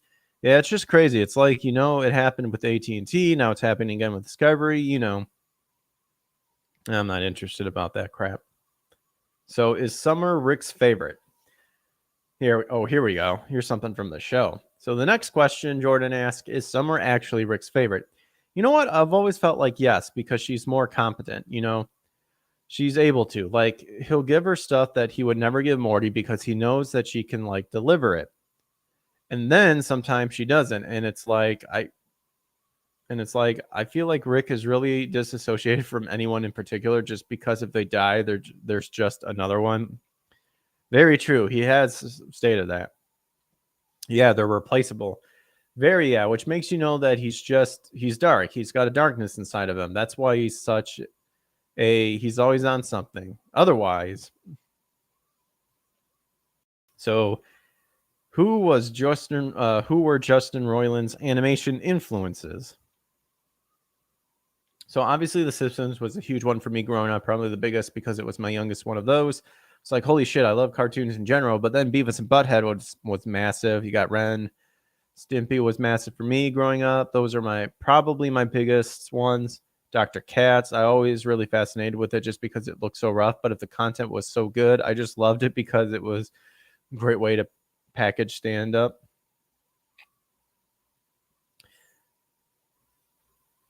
But yeah, anyway, not what I'm trying to do, but something I really think it was inspiring just because I was like, oh yeah, your show doesn't have to look like The Simpsons for it to be like you can make something that's a little rougher looking and it's perfectly fine, you know?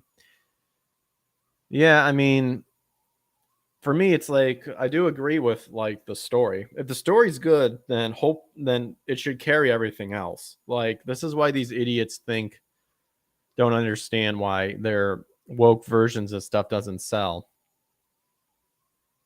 It's because the story is garbage and it doesn't sell. So it doesn't matter how pretty it looks. But even then they're fucking things up and it looks awful. So it's like a lose-lose on both ends. Why can't you do any voices that aren't either Rick and Morty? Ouch, going for that jugular, Matt. Hey, dude. Hey, dude. I know. Listen, I'm with them. I'm with them. I'm with everybody that has that complaint. I get it. I wanted to actually cast somebody else as Kenny in this game, but my team was like, no, we're not doing that, which is fine. But yeah, I'm working on new voices. I got a few up my sleeves, but yeah, I don't know what my deal is with that. It's like I think the problem is I've gone back to that Morty voice just maybe one time too many. And I think I need to it's time to just let it be, just let it rest. Let it be the characters it is and no more. He was who was he? He was in Aqua Teen Hunger Force. It was kind of like the Slim Jim sort of thing. He was like Abraham Cattler or something like that. It was pretty funny. He's like, I cannot tell a lie, but you could tell it's Justin. So many likes in a sentence, as I know. Then any new voices have to be something else. But yeah, it's funny. Look, I'm the first one to admit it. I've been saying it for years in interviews. I'm the man of two voices. It's gotten far for being the man of two voices. Give him that. Or I'm the man of like three voices or whatever. Yeah, it's like, but I don't know as I figure as long as the reads are funny and the performances are good and the characters feel good, I don't lose too much sleep over it. But I definitely was wanting to not do this particular voice for this game. I wanted to cast somebody who I won't say. And that's kind of the thing with voice acting in general. If you ever take classes, impressions, there are people who actually do impersonations and do get paid for it because they're on the cheap as opposed to getting the person they actually wanted to. But when you strengthen your original voice, no one else will have that voice. So that's why you got to make it your own. And trust me, and especially in the anime industry, and you start to hear a lot of the same voices over and over. And I'm not saying just the actor, I'm talking about their voice. So you know exactly who they are. I just think with Justin's, they're so polar opposite that it's very clear who they are and how iconic they are because of Rick and Morty.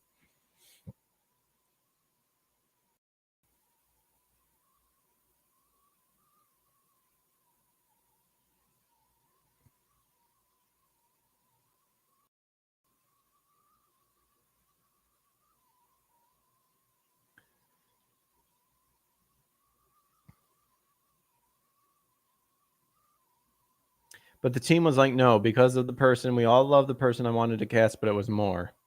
No, it's your studio. It's your game. You have to do the voice because people want that. I'm like, okay, we won't say which of us that voice is. So other Squanch team members, no, it has to be you. Yeah, well, I know one of them who was really passionate about it. But anyway, yeah, that is the honest to God truth. I was definitely wanting to not do it, but it turned out fine. It's actually pretty good. I think after you get over it a little bit and you get a little deeper in the game, you kind of don't even notice it. Just blends. So yeah, and Kenny really does feel like his own. He's so different than Morty and like personality wise and stuff that you can kind of forget about it. Yeah.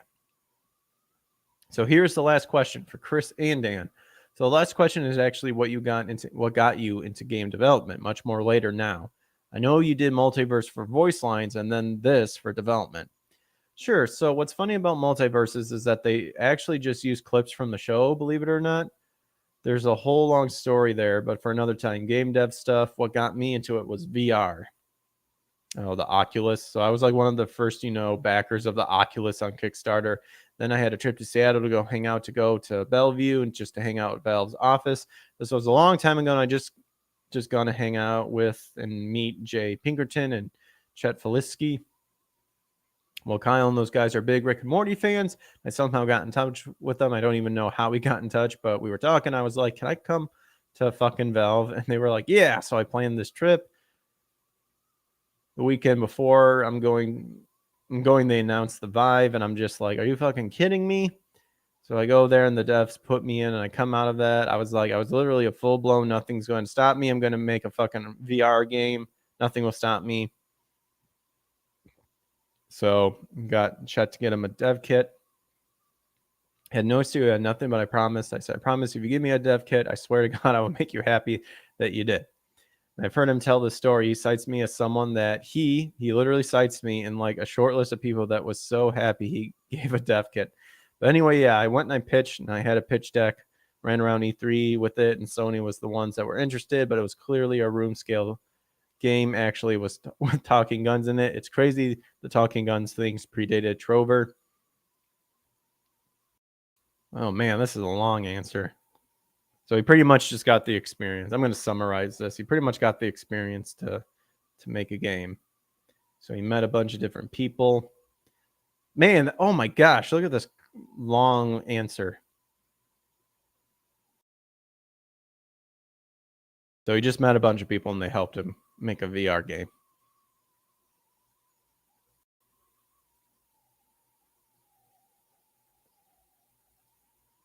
So we're gonna end that.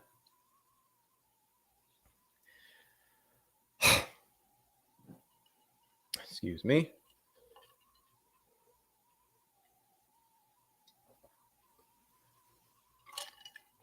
We'll check over on VGC. Oh yeah, the Overwatch 2 locks out players with prepaid phone plans. That was funny.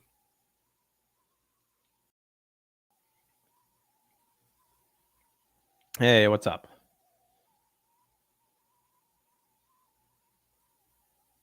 Oh, there's more cracking down on uncensored boobs and hentai games.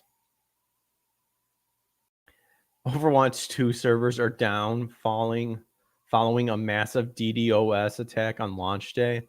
Of course, you pissed so many people off. Appears to be up again, but that's funny that it was attacked.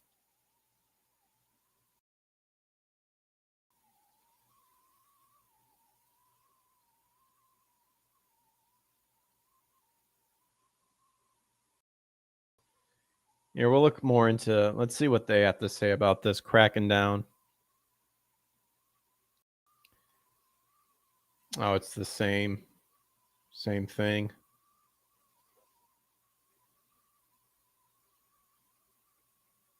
Feels it's just like a repeat.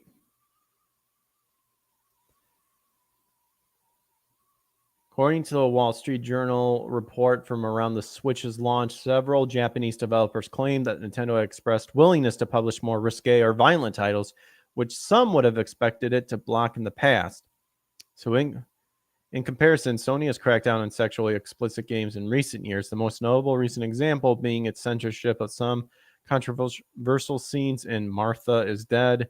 Ironically, considering the historic reputation of the two companies, there are now several examples of games featuring sexualized content that has been censored on PlayStation consoles but released untouched on the Switch.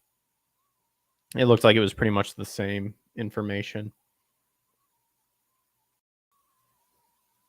But yeah, we'll take a look at this Overwatch 2. Never got into it. Glad I never got into it. I didn't like the gameplay. I thought it was garbage. So I think it's funny.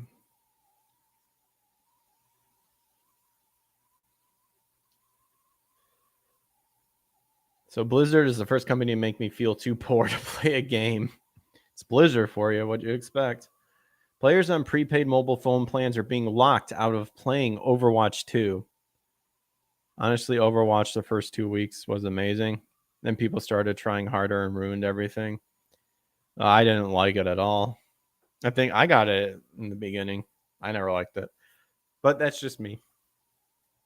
So all Overwatch 2 players are required to have a phone number attached to their Battle.net account in order to access the game. But certain types of numbers, including prepaid and VoIPs, can't be used. So prior to Overwatch 2's launch on Tuesday, Blizzard said the game's new two-factor authentication system, SMS Protect, is an industry-proven solution in combating both cheats and disruptive behavior. We've heard of that sucker before. All of the Overwatch characters looked like gay porn characters. Well, they pretty much are making them all that way. How original. Plus, they also got super butthurt when people figured out how to rip like the source film making versions of them and just are making all the porn and stuff. I could care less. My opinion, the only reason Overwatch is still relevant today is because of the porn, probably. The fact that Overwatch 2 is the same game engine is baffling to me. Well, I think it's baffling that just say, hey, you spent all this time in the first game. We're going to get rid of all the stuff you worked hard for. Now you've got to unlock it again. That's just a giant middle finger. While it's also designed to discourage smurfing, no idea what that means, which sees experienced players using a secondary account to face lower skilled ones. Okay. Who cares? I mean, no one likes having an experienced player pwning you, but then make it to where you can only make one account. Reminds me of the Dragon Quest XS edition that came out 1 year later with extra features. The system, my response to this, get good, scrubs. System is currently facing a backlash for potentially locking out millions of legitimate players. This I can understand. I mean, the whole phone thing is so stupid. Those being restricted from playing include many on lower incomes. Oh, what's wrong, Blizzard? You hate low income people? As well as customers who previously purchased the now defunct Overwatch, which was this week's replaced by its free-to-play successor. Yeah, that's a giant middle finger too. Guarantee you they're not going to offer refunds, which was this week's replaced by its free-to-play successor, although then you should have been paying attention about Overwatch 2. It's claimed that people with prepaid phones from providers including Cricket Wireless, Mint Mobile, Metro by T-Mobile, Tello, Republic Wireless, and Straight Talk have been unable to access the game. Oh no! Ryan Reynolds, you need to get on this with Mint Mobile. Got to crack down on that sucker. Such a slap in the face. A friend of mine said they said it was going to be the Team Fortress 2 killer, and yet they committed suicide first. Definitely committed seppuku. I'm ashamed of having a prepaid phone, wrote one Reddit user. Well, you're a Reddit user. You should also be ashamed of being that, too. Never thought I would be disqualified from playing Overwatch based on my ability afford a phone contract. But here we are. Blizzard is the first company to make me feel too poor to play a game. What about in the beginning when PlayStation was free? Remember when PlayStation 3 was free? Oh, you got a bunch of wonderful characters when that was a thing, especially when you're playing that Call of Duty. Sudoku. Judge me if you want. To this day, Diva makes me horny. I don't care.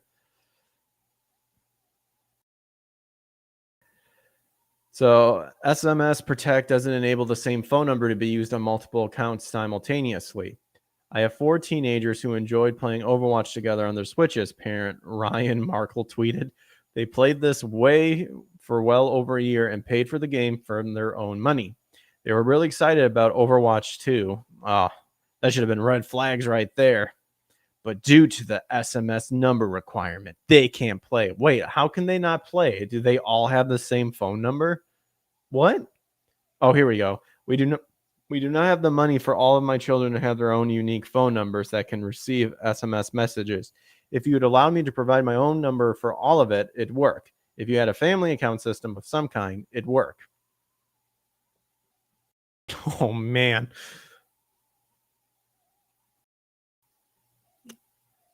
Here's the thing. There's some cases where a totally good player, someone who has no bad intentions, no cheating intentions, may be negatively impacted by SMS Protect if you have multiple accounts. Overwatch 2 leader software engineer Bill Warnock told Forbes last week, this is a barrier for a legitimate player. It's one that we took really seriously and delivered a lot on as we discussed adding this feature. You took a long and serious talk about it, but then in the end you just said, fuck it, let's just do it. This meant nothing. We understand that there are some cases, and we talked about it very extensively, but then you just gave the middle finger and said, fuck it, we're not doing it. Blizzard is reportedly offer refunds to players who purchase the $40 35 Overwatch 2 Watch Point pack that have been unable to play the game because of the SMS. That's your solution? Well, here's your money back. Sorry, we can't play the game. because we're fucking retarded. Oh my gosh. Another person that has a smashed in face, the guy on Twitter.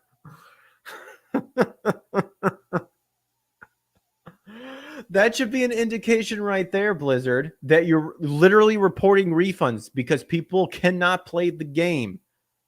You fucking retards. Oh my gosh. These people are stupid. We took it really seriously. Oops, sorry. Here's a refund. Oh. VGC has contacted Blizzard for comment on this story, and apparently to no reply. Overwatch's 2 launch has gone far from smoothly after its servers were hit by 2 distributed denials of service attacks, preventing many players from accessing the title for prolonged periods. Oh my gosh. As a competitive Valorant player, smurfing just ruins the games. Do you guys not have phones? You try your best, and then this 12-year-old one taps you. Try your best, and then this 12-year-old one taps you. That's why I don't play online multiplayer games. Like, the only ones I'll play with is one when I'm with my group of friends. 2, it's like either duty or whatever. But whatever. It's to be expected. Oh, that's so funny. I wonder, maybe the attacks that happened were done by the people who were pissed off because they couldn't use their phone. Well, if I can't use it, no one can. Oh my gosh, that is hilarious. Oh, Blizzard, go eat a bag of dicks. You guys are fucking retarded. Greg being based.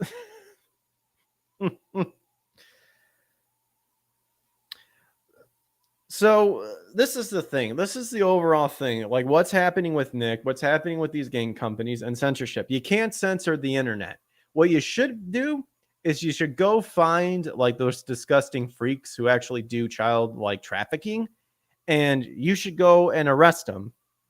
And you should also throw them in Gehenna because they're scumbags. Well, the Lord will do that eventually.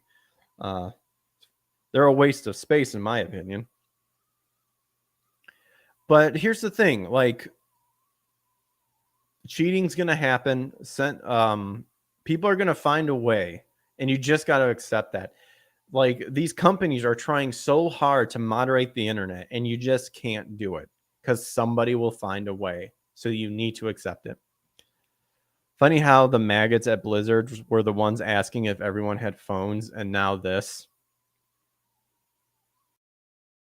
I think, yeah. Here's the thing. Fuck censorship. You should be, if you're an adult, you should be responsible of what you know, what you want to ingest. And if you're a parent, you need to look into what your kids are playing. There's the solution. These companies have no obligation to worry about what we have a specific, image that we want to uphold and showcase. Who cares? Who gives a shit? I, to this day, still don't look at Nintendo and go, well, that's a kid-oriented game. Like, that's a family-friendly company. Because back in the day, it wasn't. There was some gruesome stuff on Nintendo. GoldenEye, there was a huge problem Nintendo, I remember reading back in the day, Nintendo was worried about. But they ultimately went ahead and did it. Some of the best stuff out there. Try moderating 4chan and you will regret it badly.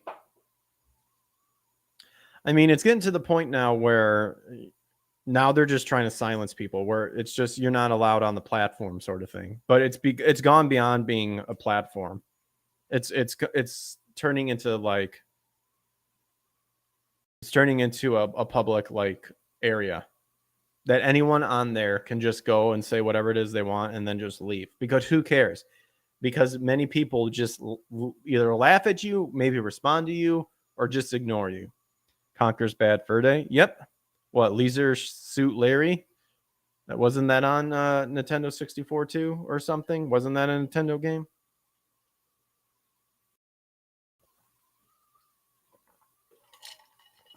The censorship, really what's happening, the censorship stuff is literally being turned into a means to silent people, which these companies have no right to do. Because the people who want that game will buy it. Like, this is what they don't understand. They think they're catering to a certain people. The people who are doing all this complaining, like, I guess specifically for the woke stuff and whatnot, they're not consumers. They never cared about it. But they're hiding behind this false idea of censorship by making things like, it's too risque, it's too violent. We might as well censor all horror movies. They're too violent. The ones that are comedically know that it's too gory violent, but people still like it anyway because it's just funny or it's just entertainment. Gonna start censoring all those. Don't show that. These companies are now like, well, apparently for these companies, the rating system isn't enough. They got to take control.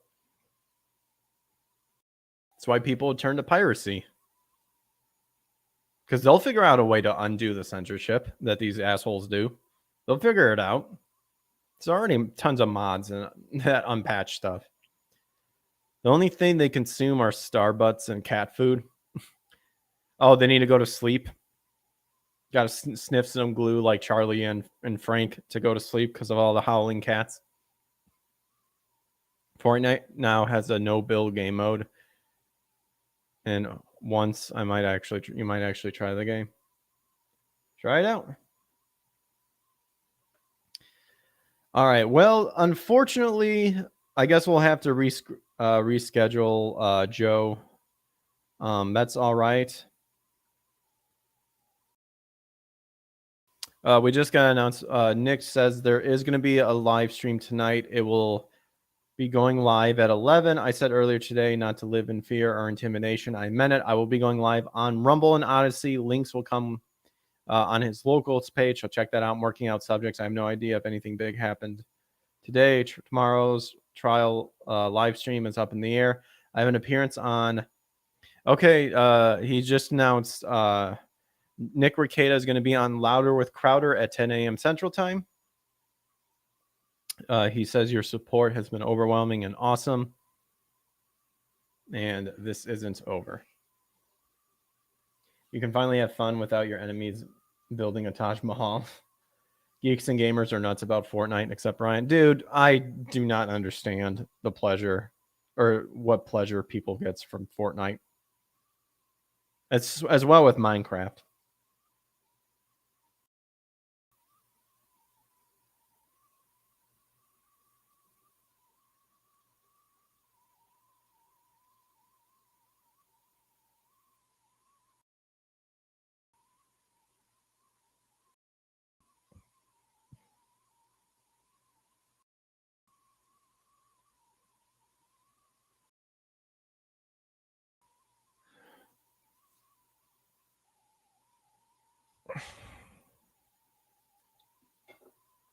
I don't know. Stuff.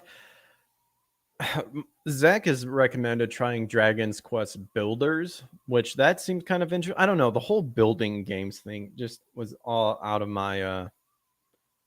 Look them up and you'll know. Really great guys. The whole building concept of just farming stuff and like the farm simulators and all that stuff, I never like it. You like the torture of playing old games like Devil May Cry 2? Hey, man, at least something happens in the game. I like a story-driven game, I guess, in all honesty. I like story-driven games or games that are executed well enough, even with a little bit of a story, but really well established. Like Sonic. Sonic's doesn't have a huge, deep, complicated story, but it's engaging. It's cool. Those games bore you as well. They do. All right. Well, I'm going to go ahead and I'm going to call the stream for now. Like I said, we're streaming on Odyssey. Follow me over on Odyssey and Rumble as well, because I would like to stream on Rumble as well, but I need over 100 followers over there for it to be, in all intents and purposes, free. You can buy at the time like a plan to be able to stream, but once you get over a certain amountage, I believe it's free. So help me out over there. Also, I have a locals page in my description. I have started up a locals page, powerkeg.locals.com, Frappin Frupa. I'm in the live. What's up? Unfortunately, we are winding down, so the live will no longer be live. It will be deceased, as in it will be ending soon. But I am over on locals, so follow me over there. That, I think, is probably where I will be uploading my backlog list. And then as we get more supporters, people can be influential in determining what games I could play next, as well as playing some current generation and all that stuff.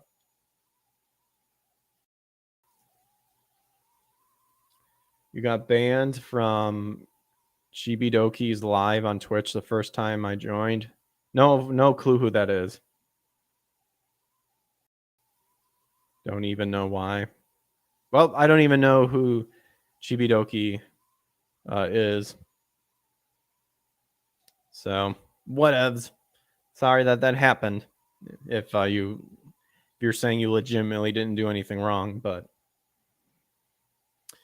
in any case, I'll reach out with Joe, and I'm sure we'll reschedule something. So alas, no Joe tonight, but we'll get a hold of him. Like I said, he's probably working on Death.